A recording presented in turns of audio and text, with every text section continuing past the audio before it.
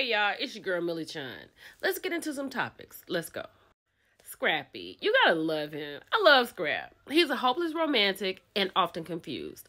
He was on his podcast and he was telling them that Bambi had sat down with Amanda Seales. But what Bambi didn't know is that he used to mess with Amanda Seales. Now, I don't know what universe we live in that those two would come into connection. I don't know how that would work. But she knows. Bambi knows.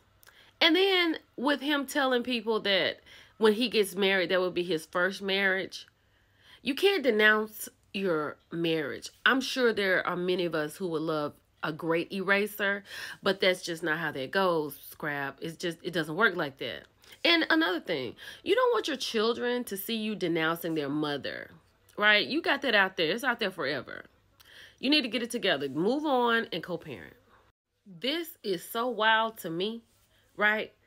So, Nicki Minaj allegedly has sent the Barbs out to desecrate Megan Thee Stallion's mother's grave.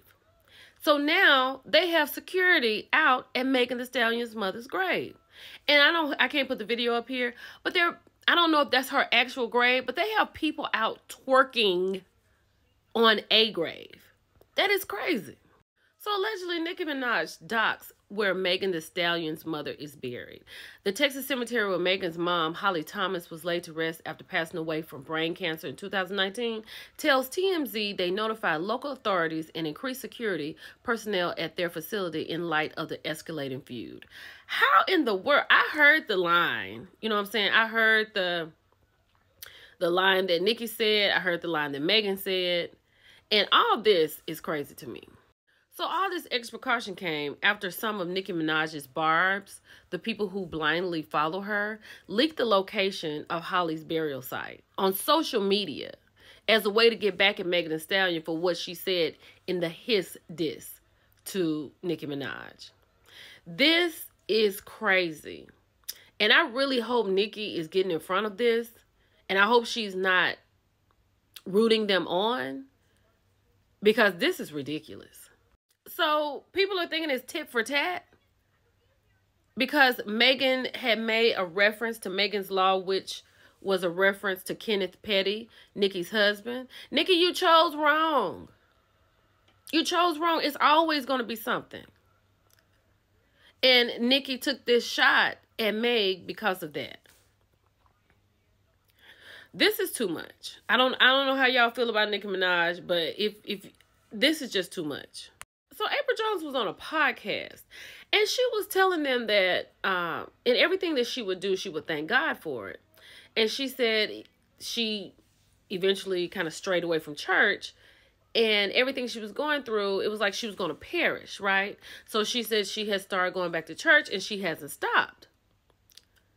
And then the one lady said, well, this last relationship, that was at your lowest point. You talking about the relationship with Taye Diggs? Because even though I'm not in their home, we don't know what goes on behind closed doors. But just what we've seen of Apryl Jones, I would say Omarion and Fizz, but the way it looked to us, Taye Diggs was her most healthiest relationship. Is she talking about Taye? I want to know so bad. I know that Shannon Sharpe is out here knocking these interviews down.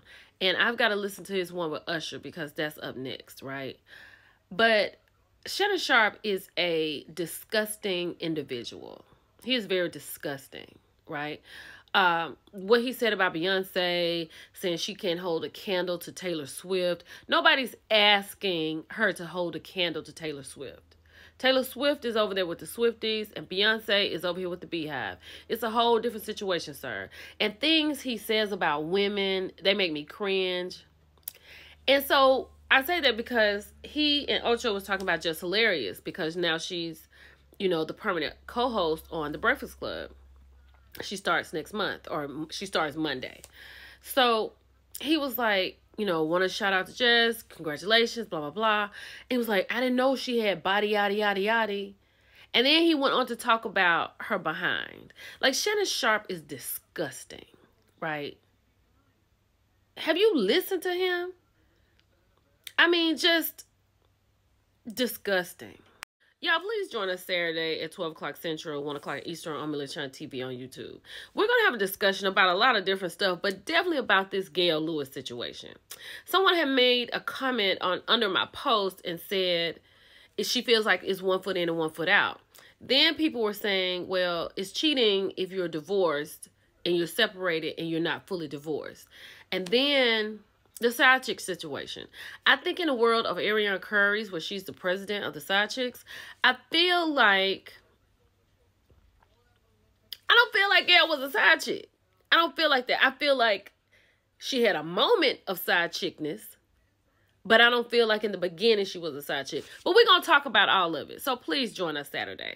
Let's keep going. Oh, and you can go to MillieChun.com tomorrow. The Team Gail t-shirt should be up for sale.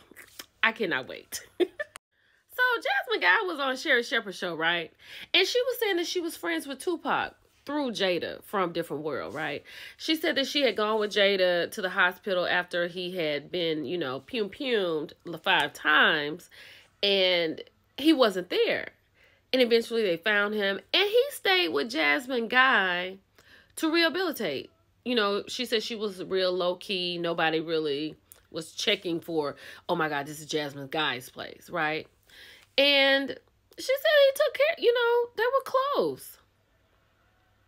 Jada really loved Tupac. Like, I know you can love your friends like that, but she really did love him. And that was just something I had no idea about. Oh my gosh. The Michael Jackson biopic has gotten a little bit better. So it's just like day by day. They're like dropping like little breadcrumbs, right? Nia Long is going to play Katherine Jackson in the Michael Jackson biopic. Child, I cannot wait. So Nia's going to play Katherine Jackson in this biopic, Michael. I had spoke about it before. Jafar Jackson is going to play Michael Jackson. That's Jermaine's son. So his nephew is going to be playing him. Coleman Domingo will be playing Joe Jackson. And it says here, Nia has delivered iconic performances throughout her career. I've been a fan for a long time because her characters stay with you. I'm excited now to work alongside her as she pours all of that into Katherine Jackson. And Katherine is the glue to the family and the rock and the heart. Y'all, this is not coming out until 2025, April 2025. I'm going to keep you posted. I am so ready for this. So y'all remember when I talked about Teyana Taylor saying that Amon had shut off the utilities and the Wi-Fi and the water and all that kind of stuff? Well, she has gone off on TMZ. And you know she's gone off because the first line is, yo, TMZ, are you serious? She said that they're getting the story wrong. It is for clickbait. She said she had filed for divorce under initials because she wanted to keep it private. But someone put their whole names. That's why it became public. And if you're going to tell the story right. She said she had time today. And she said one thing that you need to know for sure. She said the lights were on the same day. And she said she and her kids would not be sitting ducks. So I'm just going to wait on Teyana because clearly TMZ is not telling it all the way we need it to be told. And she is pissed. So I'm just going to back out of this. Yeah, and I don't know what's going on with Moniece. Moniece now is mad at Megan Thee Stallion. She went on a live and she said she can go get these people if Megan needs her to. Does she need to go get her uncle that's a doctor or the boys up the street? Like, I don't even know what's going on. I literally and truly don't even know what's going on. If y'all know, let me know because she's mad for no reason. And now we talking about her. It's your girl, Millie Chun. I'll talk to y'all later. Bye.